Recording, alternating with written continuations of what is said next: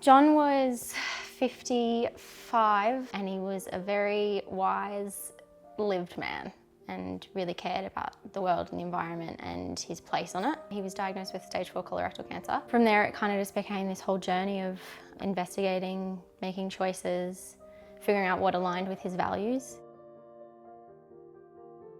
So I care for my uncle at home towards the end of his life. He lived at the Gold Coast and my mum also lives there and my grandparents.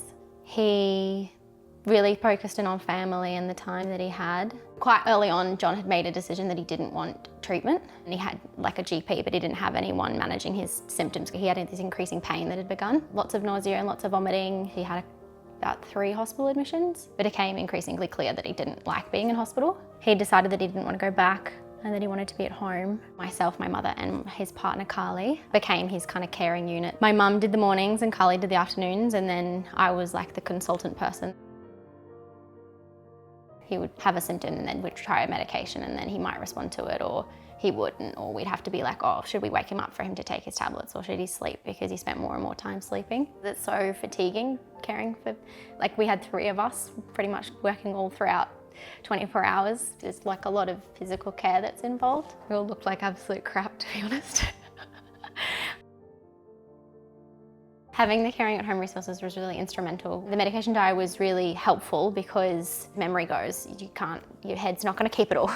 The symptoms were detailed and then what you can do and what they mean, and it's incredibly clear. If we didn't have the resources, it would have been a very different process. John's symptoms were quite complex, and without having, the access to the medications in the home and having the support from the Blue Care team and the palliative care team, none of it would have been possible. It would have just been that he'd had to go to hospital. Also allow him to take control of it. I think that was really important for him as well. I think all of our family really banded together. Everyone, I think every weekend we were there, and his partner Carly was in a bed next to him. So we were all kind of together. We all kind of had our meals around him, and there was a living room, so it's just one big room basically. We're all singing, we all sound kind of wacky, but John's loving it and he was smiling, and it was very special to have all those moments together.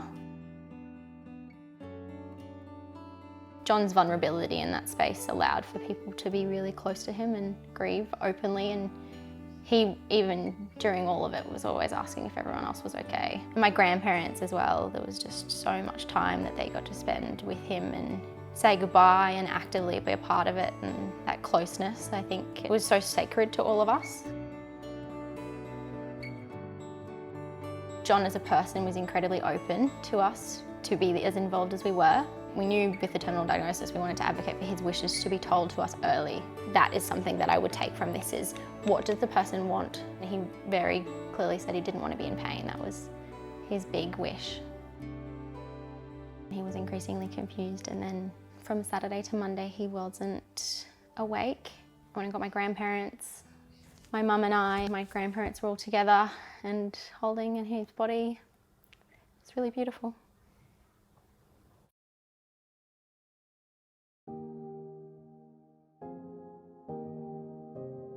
He'd spent quite a long time talking to Carly about what he wanted after he died and how he wanted his end of life to be. And there was lots of songs that he'd picked. And so we sang those songs every night and held his hands and cried and opened up the home a little bit as the days progressed. It was really a very beautiful space because it kind of felt like he wasn't gone. We walked down to Crumb and Rock, and I think we wrote in the sand, "We love you, Jonathan," and my mum was screaming it at the ocean. And then we slowly came back into the world together. Yeah, and the months since have been quite touching. I think we've all learnt something from it individually and grown as people. Everyone in my family had then said they want a home death afterwards. It'll always be in my heart and my memories. It stays with me forever. John was a really wise person, but he also was a risk taker. He kind of impressed upon me living with intention, to live happily and healthily and fully. The way that he had his death wouldn't have really worked the same way in hospital as it would have worked at home, because we wouldn't have been able to scream music and sing at him and make a ruckus. We wouldn't have been able to celebrate him like how he wanted to be. It wasn't very clinical at all. It was very, very holistic. It was more the memory making. We took so many photos and videos. He wanted to walk, he wanted to do things, he wanted to have everyone there. Because we were able to have that closeness, like him physically with us, just changed everything. There's nothing else that matters, just your family and that experience, because it's so sacred. He died the way he lived, with passion, also with peace. I think death is never completely comfortable, and he didn't want a painless death, he just wanted a comfortable death. And he absolutely had a comfortable death.